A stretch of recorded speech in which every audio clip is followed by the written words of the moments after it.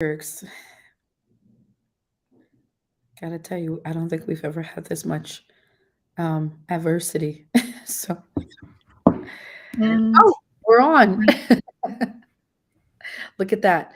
So, guys, it's been a struggle getting on. I don't know what's going on, but we're on now, and we want to jump right into it because we've been having a lot of technical difficulties, and as you heard, as I didn't realize I was live, that we have never had this much adversity ever.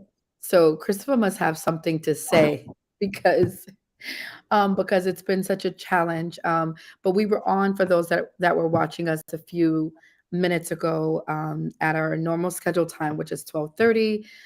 But Christopher was having extreme Wi-Fi challenges, just being in a DOE's building. But now he's using a better computer, so we can hear him clearly now. We wanted to make sure the content is clear. But we want to wish each and every one of you a happy Black History Month and also happy February. We're excited that today we're going to be talking about issues pertaining to Black excellence and what Black kids are going through in schools today. We have an expert with us. I'll do a quick introduction of him and then allow him to jump in and introduce himself, and we'll jump into the topic for today. All right. So Christopher is he works at CS 111, which is in New York City. He has been advocating for children and families for quite some time. He's a parent of both small children and adult children. So he's not new to this parenting thing, and also he is a specialist in positive behavior intervention. So we'd love to hear about what he's been doing with that. He also has a background where he's graduated from both Howard University and LIU, and also runs a nonprofit organization. So, Christopher, I just want to thank you for being so patient because this has been a challenge. Thank you for staying with us, sticking with us, and for just sharing your time and wisdom with us and those that are watching. No problem. I'm happy to be here, Miss Moore. And adversity builds character. And I'm an educator. Absolutely. And as educators, we supposed to have patience.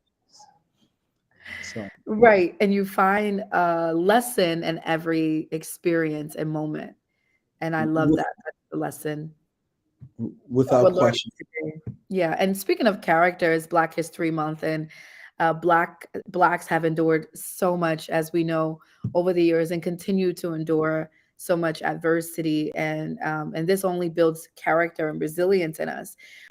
Earlier, before we our technical difficulties, we talked about you being a father to Black children, and namely Black sons, and what that means and what that's been like for you. Would you want to jump right back into that? We'd love Sure. to hear the things that you were mentioning. Sure. Well, I am a father of seven. My Wow. youngest being 7 and my oldest being 31. I Wow. have 2 sons and 5 daughters. I am Oh in a my goodness. blended I am in a blended family, so Nice. but all, your kids are your kids. That's Um right. and what I say is that being a father is one of the best things I've ever done. Parent, right? I love I kids love and I love that. being a parent. And if I could, I would be a parent of more kids, right? Wow. Yes. We need I, this. I tell people that all the time. I think that Yeah.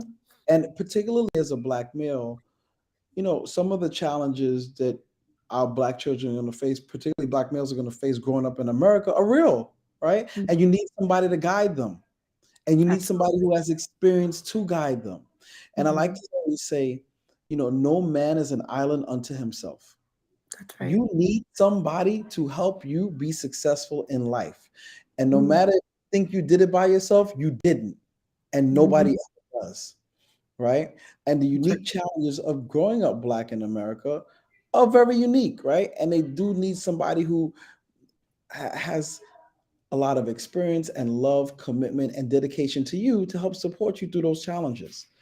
And that's why I think being a father is important. And there's no greater gift than being able to mentor somebody and leaving a legacy where you could say you helped someone and that person became successful, because what will happen is they'll pass it on, right? If you help someone be successful, they'll invariably pass those messages on to someone else because they know Absolutely. how it is to them. And that's exactly what legacy is, thinking about what kids are going through in schools. So you work in schools every day, and you're in the midst of everything. You're with them most hours of the day. And so I'm sure kids may be even looking up to you a lot of times for support and guidance. What does that look like on a day to day? What does your job look like on a day to day in supporting kids?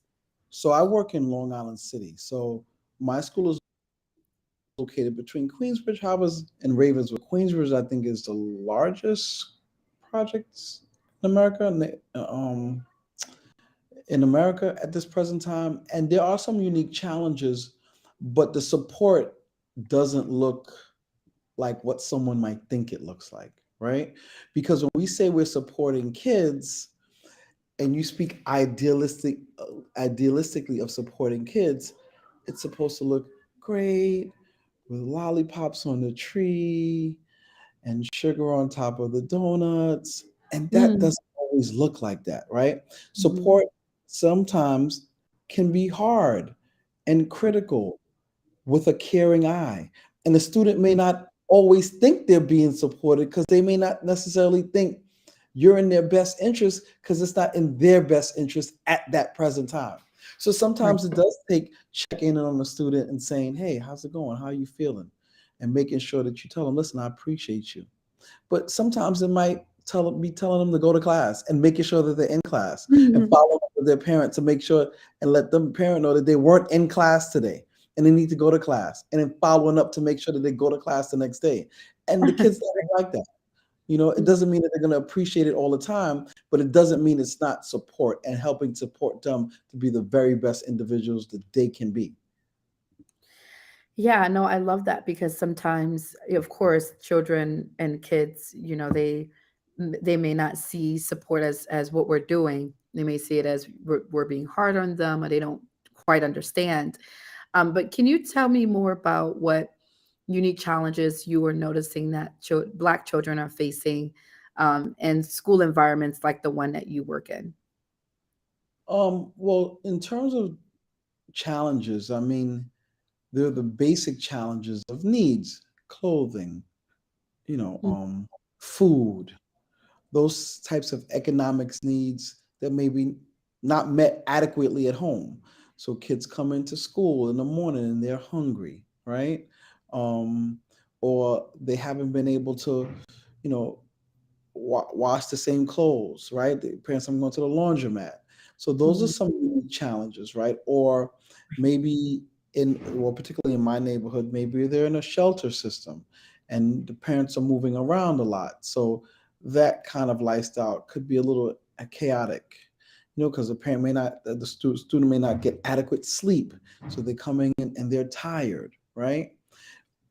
Or it can be an academic need where the student doesn't have a chance to complete their homework. They're very capable, but they don't have a chance to complete their homework when they're home because their home environment's not necessarily stable. So the challenges stem from stable home environments, and then they're brought into the school.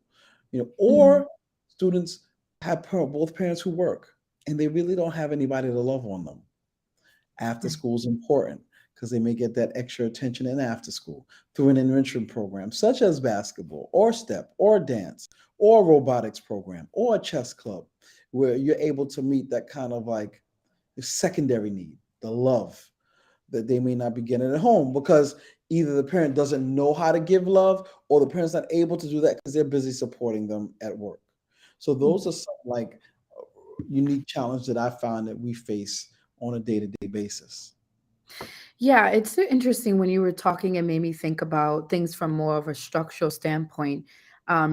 A lot of times we know about like the day-to-day issues that kids are dealing with, like lack of stable housing, or not having their very basic needs met, like food. Um, which Mhm. is another story because if kids are not able to eat, how are they going to behave? We think about how we act when we're hungry as adults. Sometimes people don't want to be around us, right, when we're hungry. So imagine a kid that doesn't have their basic needs met and they're coming to school expected to behave in a positively and excel in school, but yet they're a whole child, right? And so I think sometimes the way in which we approach education is very the not holistic, is very I guess, partial in a way that we're not considering the entire child and the needs of the child as a whole. And so what you talked about was really important because you talked about the housing part, the needs not being met or not having enough attention or love at home. But I also like to think about these as structural issues or things that are systemic. Mhm. And so I don't know any parent that doesn't just want to give their child love unless there are all these psychosocial stressors or environmental stressors that are affecting their ability to do that, whether it's structural poverty or whether it's systemic racism that's leading to these issues. And then we see them trickle down on a day to day, which is what you're describing, Yes. which is the effects, right? It's not really the root cause, but it's the effects of these sort of Without things that question. are way out of their control. Yeah. I think that I tell teachers all the time, I tell them, I said, all the things that you had that enabled you to be right here, right now, in front of kids, many times the kids that you're educating don't have that. Mm, So, all the things that had to be put in place for that teacher to be successful. And if you're a New right. York City teacher, you had to get an education. You have a Mhm, master's degree. In order to right. get that master's degree, somebody had to pay for it. In order to Mhm, do that, you had to have support and have a value in education. Somebody right. was feeding you well, so you could go home and you can study. You probably had a decent roof over your head, right? All those things those kids who were educating don't have. And those things are systematic, Mhm, right? I mean, it's very cyclical, right? You know, you don't even have to be a rocket scientist to know that if you have that's 5 generations removed, you could have that same medical condition because it's genetic. But we don't look at racism and all these kind of intergenerational poverty driven issues as systematic, systematic or you know generational oriented, where your great grandfather was illiterate. They lived in a certain place. They didn't have it had certain economic challenges. Your grandfather had the same economic challenges, lacked education, and so forth. And it spirals over to the current generation. So yes, and then it affects school, right? It affects your ability to come into school, your ability to learn. And then many times as educators, it's hard to have an understanding of that because you didn't go through that same experience, mm, right? That's why relatability is important. mhm. That's Yeah, why it's important to have people who look like you, musicians, educating you. Because more than absolutely. likely, they have some familiarity of something that you went through, right? It's Yeah, not an absolute statement, but it bears true in a lot of it, a lot of areas. So if yeah. I am a black male, maybe my parents didn't grow up in the projects, but I know some of the difficulties of being a black male, and I can Mhm, impart some of those lessons into those black boys that I may be educating that might be in front of me, as opposed to someone else mm, who may not have had the same challenges, who don't know what it's like. You can have somebody working with kids of color who's not a person of color, and they may have all the caring in the world, and they may be sincere, and they right. may be an educator, but they just cannot relate to some of the Can't reach. issues. It's not, and then those are the individuals who are concerned and are caring. What about the individuals who just say, who are just, you know, taking a approach whereas I don't, I can't understand, I don't want to understand, and they're still Mhm. educated. It is a difficult thing. Tell me more about that. Do you see educators that may be uh, uh, educators of color that may feel like they don't want to be as involved in the social emotional learning of kids? Do you see that as a challenge? Yes or no? And the reason why, just to clarify, I noticed in our time with the organization and working with schools is that there's been a interesting mixture of both educators that don't believe social emotional learner is their job, and they're like, give that to the counselors or the social workers. I don't want anything to do with it. And then there are some educators that are like, I'm really interested in learning this and helping students. And so are you seeing that same theme in your school? What's your take on that? I think that that's always been an issue since I've started teaching. I've been teaching 27 years. I don't Wow. think it's something new. I think that and I tell teachers, when you were teaching hundreds and it was multiple grades in one shack from K to 8, that teacher was the doctor, the mother, the nutritionist. They right? Whatever you needed them to do, they were that. So the thought that I'm only teaching, I'm not a babysitter, you are, but you're also an educator. You also have to Mhm. make sure they've had, you're a good school psychologist, because if you're a good teacher, you got a PhD in psychology and sociology. Don't worry about it. You don't have to go to college. You have it if you're a good teacher because you're dealing with social problems, Mhm. even from the best of kids, right? And even from those kids who you think are not presenting challenges, they have issues. The kids, right? As kids, you had challenges navigating the world. The world is even more complicated now because there's more options, Right. right? When 100 years ago they said you weren't likely to move more than 5 miles from the place that you were born, you can travel to London for $500.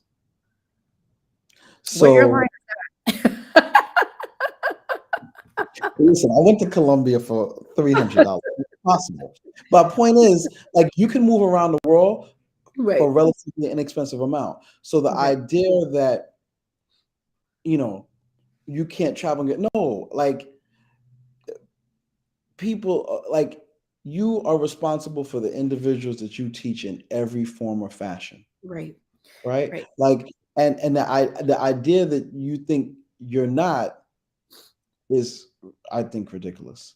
And Yeah. but there are teachers who believe that, and they Mhm. believe that, I want to, stick to my contract, and I only have to do this. But the successful teachers are always the ones who are more involved. It's not an accident. Right. The hard work that you put in is what you'll get out. But that's in anything, right? I mean, it just so happens that teaching is a 24-hour and 7-day week profession. It is. Right. When I was in the classroom, I graded my papers the day before report cards were due. That means I Wow. was working on Sunday. Yeah. Could I grade my papers, or rather together during the day? When would I do that? I'm teaching. Right. So if you're teaching all the time, when are you going to do your paperwork? You got to do your paperwork off hours. Mhm. It's just, and you're not going to get paid for a lot of that time. That's just the Mm. way it is. So, but you Wow. have to understand that. If you want your kids, so for example, so teachers in New York City, they have a lunch and a prep, right? If a kid's not behaving in gym, are you going to keep sending them to gym? Or are you going to hold them from gym class for a period and let them know that, listen, you're not doing the right thing. We need to do some social emotional learning with me before I can send you back to gym. Right. I mean, you don't have to, right? Because that's your free period to plan. But if you want your kids to be better, they need to know that they're representing you in every area. And in order to do that, you got to take time out to educate those kids about doing that. And that's going to take you doing working in during times where maybe you don't have to work, right? Quote unquote, you don't have to work. So, I mean, Right. yeah, I think that's crazy. I think the teachers should be dedicated, and great teachers are dedicated all the time. Yeah. I love that because it speaks to what the purpose of teaching is. It really is something it's something you do all the time. And it is holistic. But I don't know where and how in our civilization it became something that became more just geared towards academics. And that may just be the way that our school systems are structured, very performance based, less inclined to dealing with kids' social emotional development and more focused on academic rigor or academic performance so that we have funding to continue keeping this school running and operating, which then makes our model inefficient and kids become frustrated and parents are feeling it and teachers are in the classroom and they're the ones at the front lines. And it just becomes a cycle until we really take a step back and say, wait, we're doing this wrong. We have to reimagine our methods. I think it's a multi-tiered dilemma, right? Long time ago, teachers didn't get paid a lot, Mm-hmm. right? They did was very crucial to students' development. As came a more we moved into the contemporary era in terms of the 20th and 21st century, teachers begun to get paid for their value and they began to get adequate representation, which we should have, right? Yes.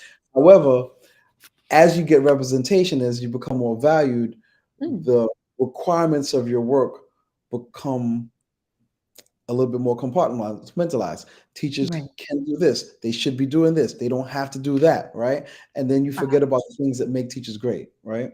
You'll notice it is an interesting dilemma. I guess it's a whole nother conversation.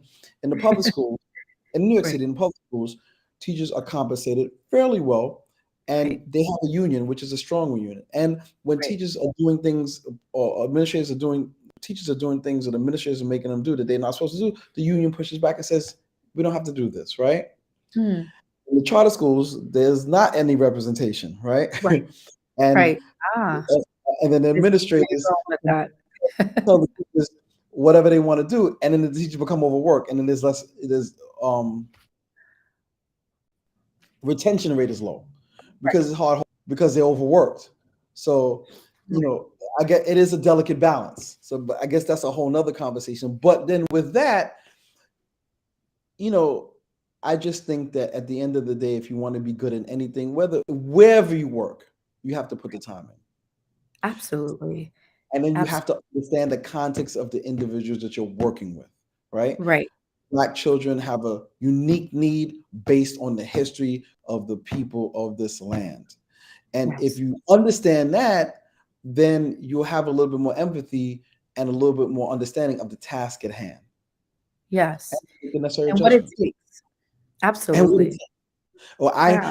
when I worked in a previous school, and we have our annually progress, and in our annually progress, it was found that the black boys were problems academically on the test scores, standardized tests. Right. So I said, you know what? I'm going to start a chess and basketball program, right, for the boys.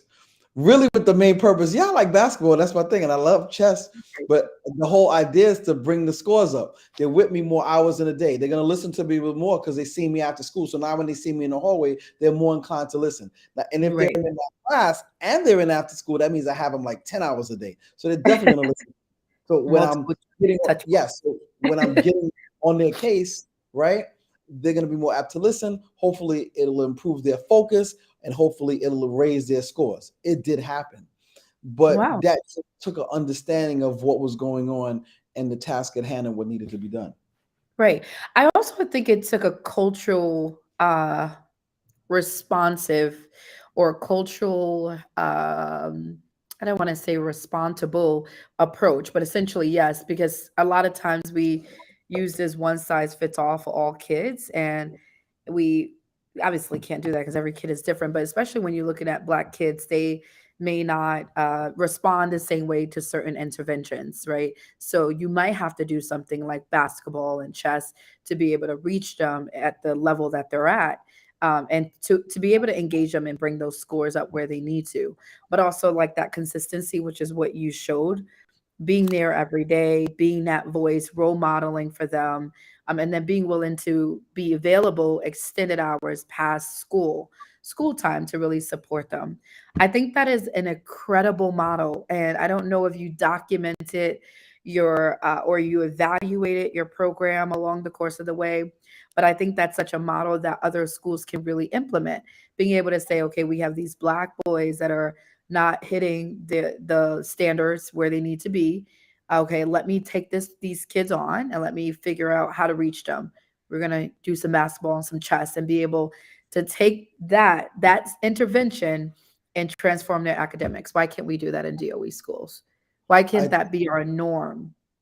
It should be. I think that I didn't document it, but I do know that over the years I've seen kids. It's funny because I am the coach of the basketball team here also, and we were all those. We have a elementary school girls, and I was at a game. My middle school boys were at a game, and I saw one of the boys who was in my class, and he was in the program, and he's in high school now. He's on the basketball team, and I remember him, and I was like, "Look at you!" I said, but for me, he was a nerdy kid. He was like, I had me, but he has the muscles, and the fact that he was on the basketball team in high school told me that one, he's involved in something within the school, which means he's an Right. active participant in something extra in the school, which means Yes. he's there more hours and not on the street. In my head, that's what I thought about. You know what I Yes. mean?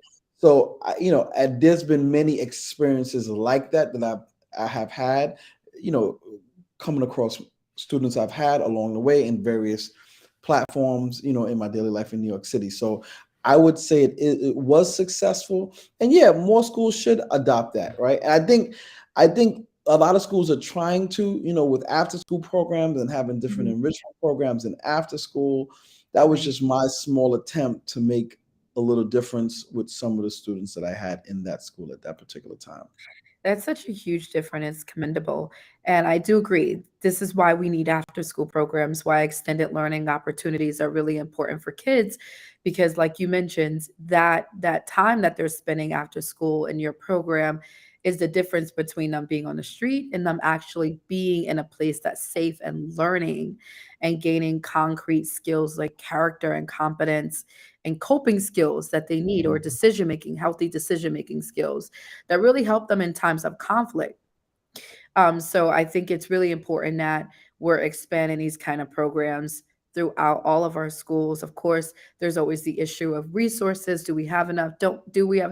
Let me tell you, we have enough resources. We will find money when we want to, right? But we have to prioritize these kind of things because they are important, especially to the learning of our Black youth that are in populations like the ones that we serve.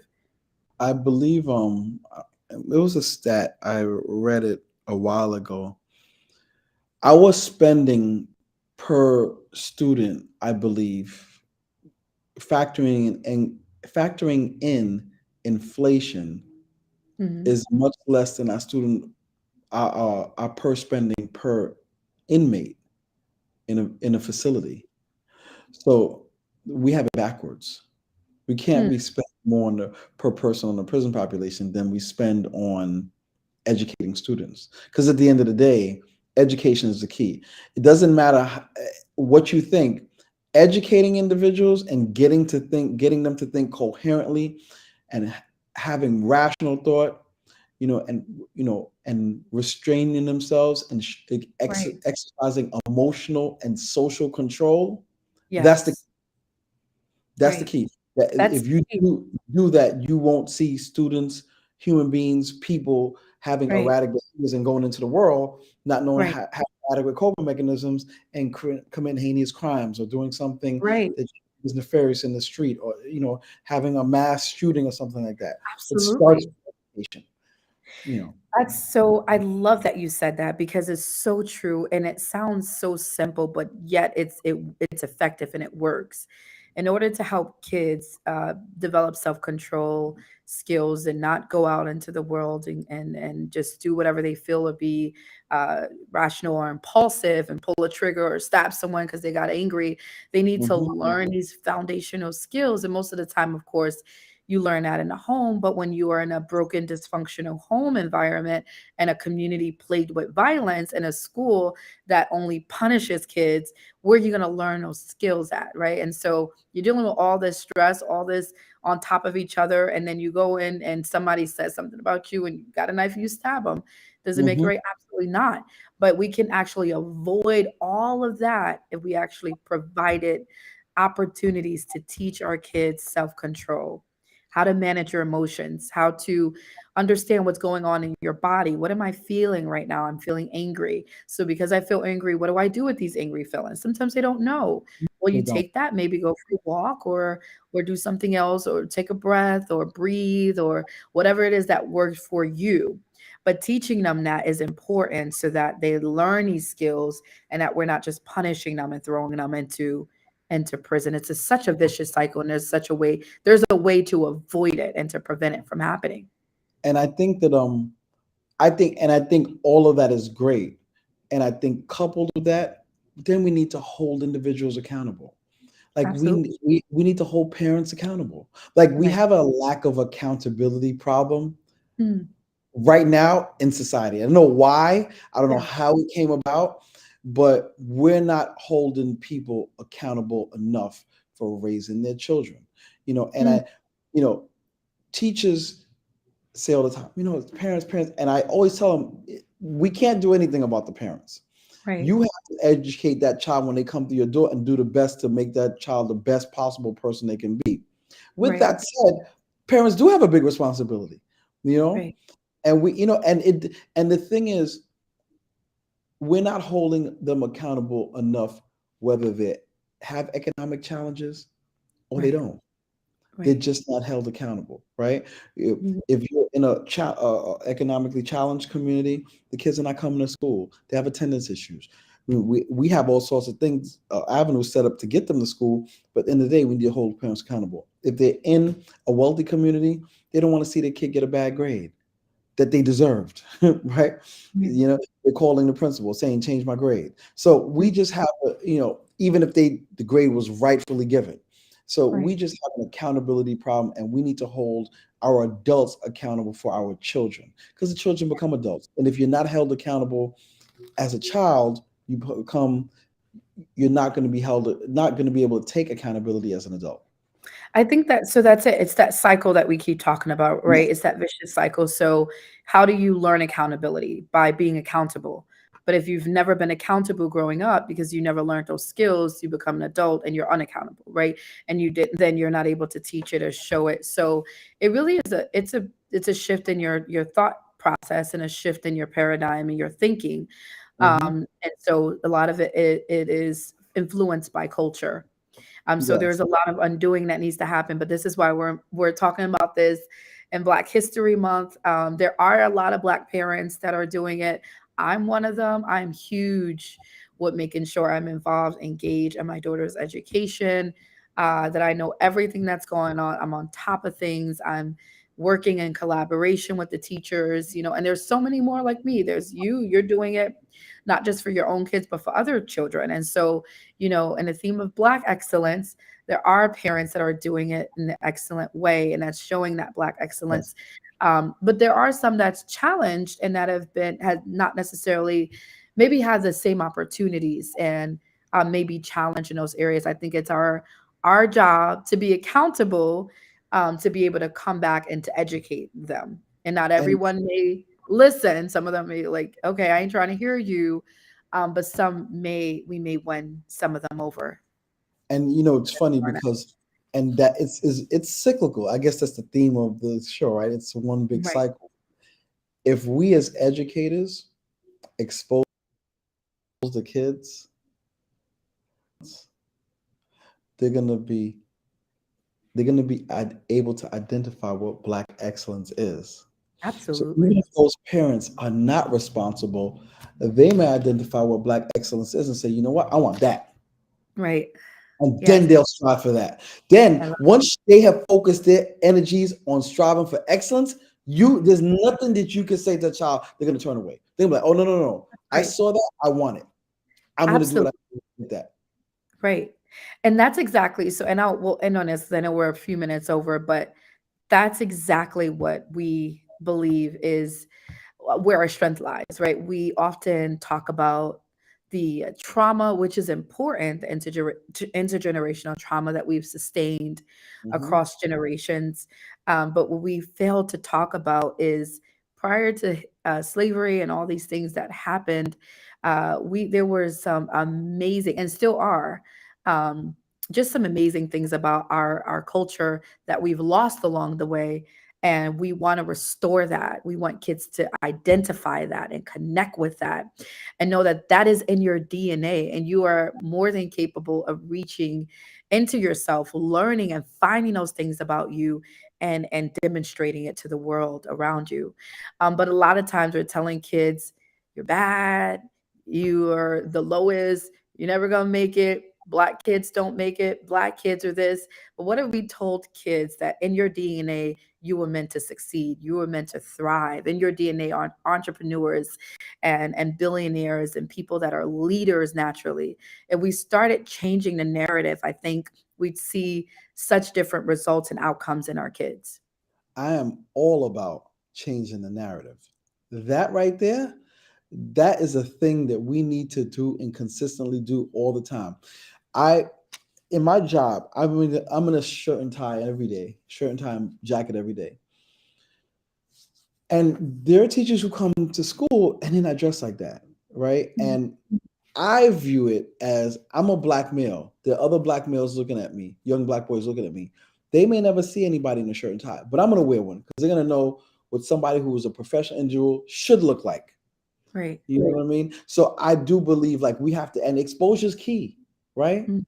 You got to expose them to something different and something new and let them know, like, no, this is actually possible, right? Right. We have a college awareness day at our school. Since we've been here, they were bringing St. John, CW Post. When I got here, I was like, oh, no, no, we're going to do HBCUs. That's right. That's Black I went to excellence. Howard. That's right. Well, Howard, Morgan, Hammond, they always here every year when we do it because they need to I see it. love This it. is HBCUs, so we need That's to right. continue, and they need to be told that they're excellent. And I That's right. literally, I go to their students I go to every day, and I'm checking in with them, and I'm like, you're great, right? I love it. Because it's brainwashing. You're a parent. You know That's that you should be brainwashing your kid. Listen, if you don't know anything else, you know right. that you brainwash your kids every day. Every day, every day, Every day, absolutely, right? absolutely. You're gonna be a whatever you want them to be, Uh-huh. a doctor, a lawyer, teacher, principal, whatever. But you should brainwash because the more times you hear something, the more apt you're likely to do it. More you We believe it too. I tell the kids in my school all the time, the McDonald's commercial. There's a reason why people know the Golden Arch before they know how Mhm. to spell cat. Because they see it all the time. That's So, right. so you saw it and you heard it 1,000 times, then you Mhm. identify that with, oh, that's something good. That's right. You need to identify yourself as something good by saying good things about yourself all the time. And that's what we need to do. Force feed that information to them every day. I love that. I love that so much. We're changing the narrative, y'all. We are 38 minutes into our chat, and this is so good. But we are over time, and Christopher has been such an amazing guest. He has given us so much wisdom nuggets from what it looks like for educators on a day to day, what kids are dealing with, the perspective of a father, and in ways that we could really change the narrative within our schools when we're talking to our young people. And as a parent, we encourage you, as we're ending off on this note, to brainwash your kids with positive encouragement and inspiration. Tell them they're brilliant. Tell them they're a genius. Tell them they're great. Tell them they're destined for greatness. They may do something that may just get on your nerves. Resist the urge and tell them that they are great, and keep telling them that every day so that it gets in to their heart and their mind, and they start to believe it, and believe it or not, they will start to demonstrate the excellence that you're speaking into them. So we're going to end here, but Mr. Murray, it's been such a pleasure having you and sharing a space with you and hearing about your inspiration and your just all that you're doing with our youth in this generation. Well, I definitely It was great being here. Anytime I get a chance to speak about, uplifting our people, changing the narrative, striving for success, that's a great thing. And it can't be said enough, right? We have to keep the message going. Absolutely. Thank you so much. I know you're at the school, so we're gonna release you back to your wonderful kids that I'm sure wants to see want to see you and be able to engage with you and talk to you. But we appreciate you so much again. Please send our love to the staff at CS 111. We appreciate you all for all that you do. Happy Black History Month again to everyone that's watching, and thank you all again for supporting our content and for following us on the different platforms on social media. We'll be back next week, Thursday. But before that, this Friday, we'll be releasing another episode of our ATL Rise podcast. So please make sure you subscribe to us, to our podcast on Spotify, Apple Podcasts, iHeartRadio, or Podbeam, or wherever you listen to podcasts. And don't forget to subscribe to our YouTube channel, iRace Inc. And Mr. Murray, if anyone wants to reach you, how can they get in touch with you? It's good, Jack. So, well, I'm CS111. We're on Instagram at CS111. You can always email me at cmurray4 at schools.nyc.gov. I have a non for profit called Hood Educators, Holding On to Our Dreams. I We're on love it. Instagram. You can follow us on Instagram or Facebook, preferably Instagram. We do backpack drives, mentoring programs, feedings. You can always message me on Instagram at Hood Educators.